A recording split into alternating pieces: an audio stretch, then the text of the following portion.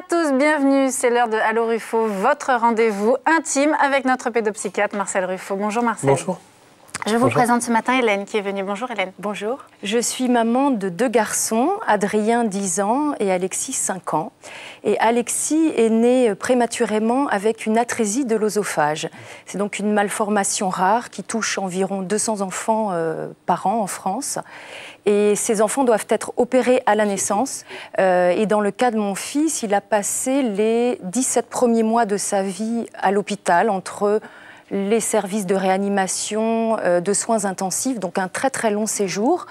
Alexis aujourd'hui est nourri par gastrostomie, donc par l'estomac, et a donc bien entendu un suivi médical lourd. Donc, quand on met à bout les différents séjours d'Alexis à l'hôpital, on en vient à 2 ans et demi de vie hospitalisée. Ouais. Donc, je voulais savoir quelles pouvaient être les répercussions psychologiques d'un tel lourd passif hospitalier sur Alexis, bien sûr, mais je pense aussi à son frère et à la famille.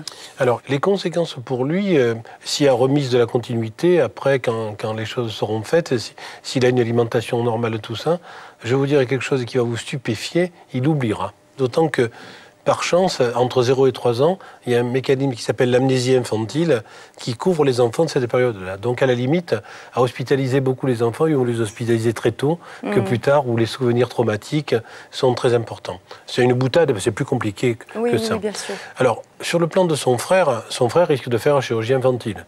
Ça, il risque d'avoir un métier de réparation et de vouloir sublimer sa réparation. Et sur le plan de vous, il faut que...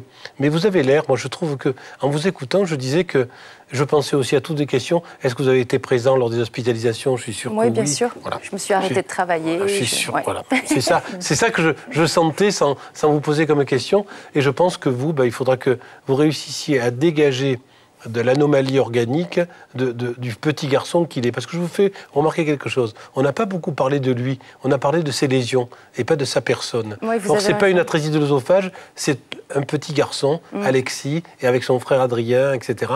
Et alors, qui il est. C'est pas une atrésie, c'est un petit garçon. Et je crois qu'il faut revenir sans cesse là-dessus. Je voulais juste ajouter quelque chose de très important. C'est qu'il existe une association qui m'a beaucoup aidée et qui aide beaucoup de parents et des adultes qui sont touchés par l'atrésie de l'œsophage. Ça s'appelle l'Association française de l'atrésie de l'œsophage, AFAO. Parfait. Donc n'hésitez pas à... Mais ça, vous voyez, encore un autre progrès.